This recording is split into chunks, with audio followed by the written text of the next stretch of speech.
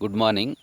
This program is for 6th semester BCom students and the subject is Income Tax 2, University, Coimbatore University, and this session is third session. And the chapter we are discussing is Income from House Property.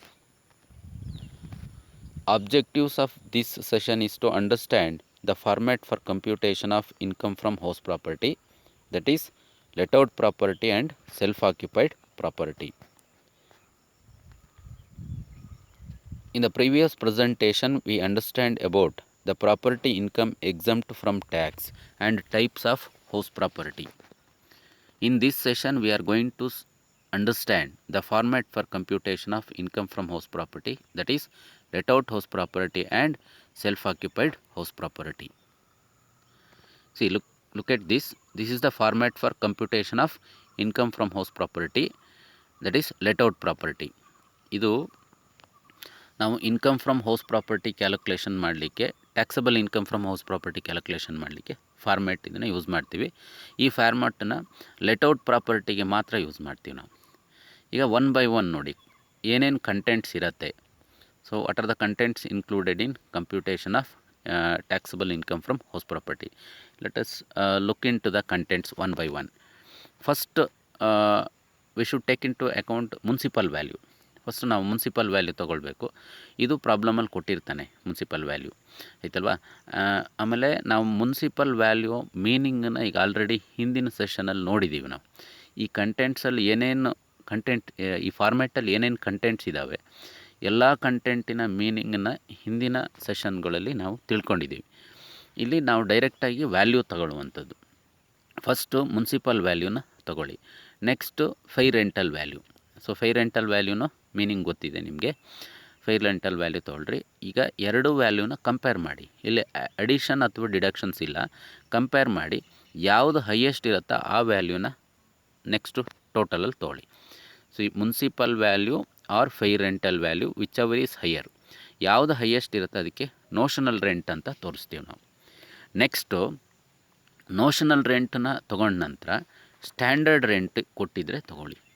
Standard rent ಕೊಟ್ಟಿದ್ದರೆ ಪುನಃ notional ರೆಂಟನ್ನು standard ರೆಂಟಿಗೆ compare ಮಾಡಿ. Whichever is less, ಇವೆರಡರಲ್ಲಿ ಯಾವುದು least ಇರುತ್ತೋ ಆ ವ್ಯಾಲ್ಯೂನ ತೊಗೊಳ್ಳಿ. That value is called as expected rent. ಅದರ ನಂತರ ನೀವು ಆ್ಯನ್ಯುವಲ್ ರೆಂಟ್ ಕೊಟ್ಟಿದ್ದರೆ ತೊಗೊಳ್ಳಿ, minus unrealised rent. Annual rent ಇದ್ದರೆ ಅಂದರೆ rent per annum 12 months, previous ಇಯರನ್ನು 12 ತಿಂಗಳಿನ ರೆಂಟನ್ನು ತೊಗೊಳ್ಬೇಕು. ಪರ್ ಮಂತ್ ಕೊಟ್ಟಿದ್ದರೆ ಮಲ್ಟಿಪ್ಲೈ ಮಾಡಿ ತೊಗೊಳ್ಳಿ, that is annual rent. Suppose unrealised rent ಇದ್ದರೆ ಮೈನಸ್ ಮಾಡಿ. ಅಂದರೆ ಅನ್ರಿಯಲೈಸ್ಡ್ ರೆಂಟ್ ಅಂತ ಹೇಳಿದರೆ ಪ್ರೀವಿಯಸ್ ಇಯರಲ್ಲಿ ಸಪೋಸ್ ಟೆನೆಂಟ್ ಏನಾದರೂ ರೆಂಟನ್ನ 1 ಅಥವಾ 2 ತಿಂಗಳಿಗೆ ಏನಾದರೂ ಪೇ ಮಾಡಿಲ್ಲ ಅಂತ ಹೇಳಿದರೆ ಅದಕ್ಕೆ ಅನ್ರಿಯಲೈಸ್ಡ್ ರೆಂಟ್ ಅಂತ ಹೇಳ್ತೀವಿ, ಆಯ್ತಲ್ವಾ. ಅನ್ರಿಯಲೈಸ್ಡ್ ರೆಂಟ್ ಇದ್ದರೆ ಲೆಸ್ ಮಾಡಿ. ಲೆಸ್ ಮಾಡಿದ ನಂತರ ಬಂದಿರೋ ವ್ಯಾಲ್ಯೂನ ಪುನಃ ನೀವು ಹಿಂದೆ ಎಕ್ಸ್ಪೆಕ್ಟೆಡ್ ರೆಂಟ್ ಇರುತ್ತೆ ಅವೆರಡಕ್ಕೂ ಕಂಪೇರ್ ಮಾಡಿ. ವಿಚ್ ಎವರ್ ಈಸ್ ಹೈಯರ್, ಯಾವ್ದು ಹೈಯೆಸ್ಟ್ ಬರುತ್ತೆ ಆ ವ್ಯಾಲ್ಯೂನ ತೊಗೊಳ್ಳಿ. That highest value is called S actual rent received. Next ಆ ಆ್ಯಕ್ಚುಯಲ್ ರೆಂಟ್ ರಿಸೀವ್ಡ್ ಏನಿದೆ ಅದರಲ್ಲಿ ವೇಕೆನ್ಸಿ ಪೀರಿಯಡ್ ಲಾಸ್ ಇದ್ದರೆ ಲೆಸ್ ಮಾಡಿ. ವೇಕೆನ್ಸಿ ಪೀರಿಯಡ್ ಲಾಸ್ ಅಂತ ಹೇಳಿದರೆ ಪ್ರೀವಿಯಸ್ ಇಯರಲ್ಲಿ ಸಪೋಸ್ ಮನೇನ ಟೆನೆಂಟ್ ಏನಾದರೂ ವೆಕೇಟ್ ಮಾಡ್ಕೊಂಡು ಹೋಗಿದ್ದು, ಆ ಮನೆ ಖಾಲಿ ಉಳಿದಿದ್ರೆ ಎಷ್ಟು ತಿಂಗಳು ಖಾಲಿ ಇದೆ ಅಷ್ಟು ತಿಂಗಳಿನ ರೆಂಟನ್ನು ತೋರಿಸಿ ಅದಕ್ಕೆ ಏನಂತೀವಿ ಅಂದರೆ ವೇಕೆನ್ಸಿ ಪೀರಿಯಡ್ ಲಾಸ್ ಅಂತ ಹೇಳ್ತೀವಿ. ಅದನ್ನು ಮೈನಸ್ ಮಾಡಿ. ಮೈನಸ್ ಮಾಡಿದ್ರೆ ನಿಮಗೆ ಬ್ಯಾಲೆನ್ಸ್ ಏನು ಸಿಗುತ್ತೆ, ಗ್ರಾಸ್ ಆ್ಯನ್ಯುವಲ್ ವ್ಯಾಲ್ಯೂ ಬರುತ್ತೆ. ನೆಕ್ಸ್ಟು ಗ್ರಾಸ್ ಆ್ಯನ್ಯುವಲ್ ವ್ಯಾಲ್ಯೂಯಲ್ಲಿ ಮುನ್ಸಿಪಲ್ ಟ್ಯಾಕ್ಸನ್ನ ಲೆಸ್ ಮಾಡಿ.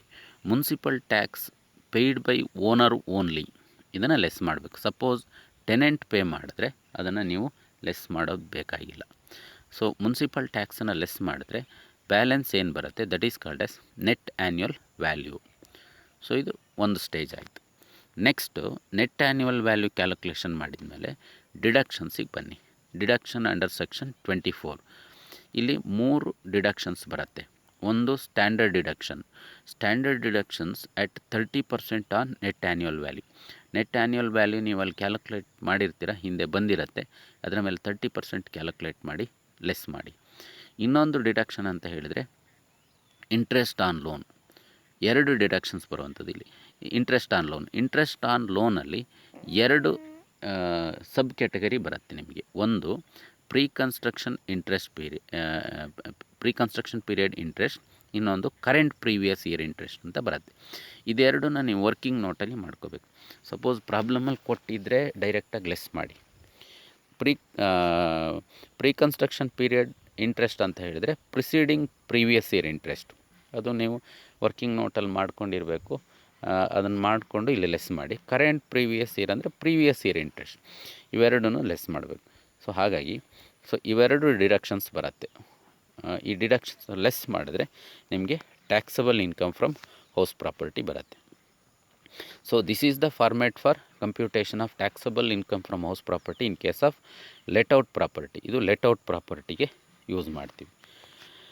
ನೆಕ್ಸ್ಟು ಇನ್ನೊಂದು ಫಾರ್ಮ್ಯಾಟ್ ಬರುತ್ತೆ, that is format for computation of taxable income in case of self occupied property.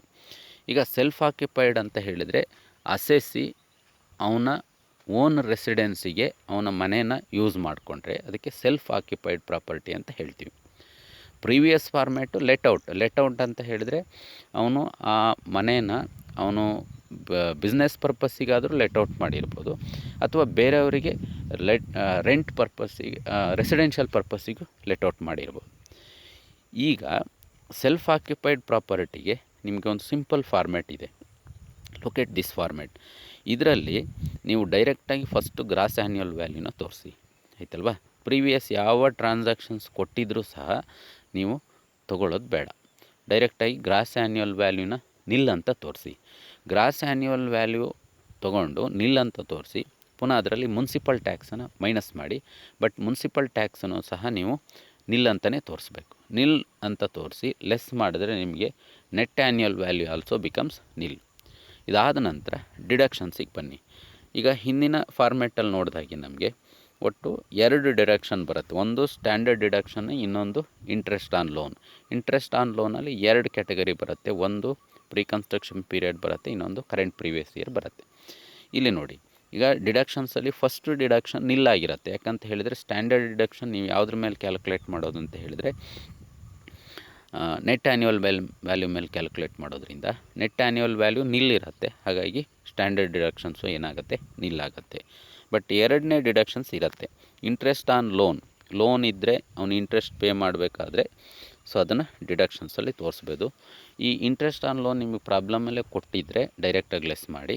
ಇಲ್ಲ ಅಂತ ಹೇಳಿದ್ರೆ ನೀವು ವರ್ಕಿಂಗ್ ನೋಟಲ್ಲಿ ಅದಕ್ಕೆ ರಿಲೇಟೆಡ್ ಡೇಟಾಸ್ ಕೊಟ್ಟಿದ್ದರೆ ವರ್ಕಿಂಗ್ ನೋಟಲ್ಲಿ ಕ್ಯಾಲ್ಕುಲೇಟ್ ಮಾಡಿ ಲೆಸ್ ಮಾಡಿದ ನಂತರ ಏನು ಬರುತ್ತೆ, that is called as income from house property. ಆದರೆ ನಿಮಗೆ ಸೆಲ್ಫ್ ಆಕ್ಯುಪೈಡ್ ಹೌಸ್ ಪ್ರಾಪರ್ಟಿಯಲ್ಲಿ ನೆಟ್ ಆ್ಯನ್ಯುವಲ್ ವ್ಯಾಲ್ಯೂ ನಿಲ್ ಆಗಿರುತ್ತೆ. ಡಿಡಕ್ಷನ್ಸ್ ಏನಾದರೂ ಮೈನಸ್ ಮಾಡಿದ್ರೆ ನೆಗೆಟಿವ್ ವ್ಯಾಲ್ಯೂ ಬರುತ್ತೆ. ಅದಕ್ಕೆ ಏನಂತೀವಿ ಅಂದರೆ ಲಾಸ್ ಫ್ರಮ್ ಹೌಸ್ ಪ್ರಾಪರ್ಟಿ ಆಗಿರುತ್ತೆ, ಆಯ್ತಲ್ವಾ. So this is the second format for computation of income from house property, that is in case of self occupied house property. Okay, that's all about this session. Thank you.